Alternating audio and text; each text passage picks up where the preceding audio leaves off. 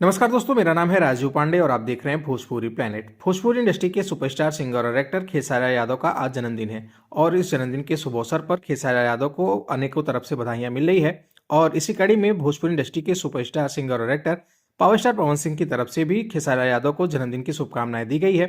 जी हाँ, आपने बिल्कुल सही सुना। पावर स्टार पवन सिंह ने अपने सोशल मीडिया अकाउंट से एक पोस्ट साझा करते हुए खेसारी यादव को जन्मदिन की बधाई दी है।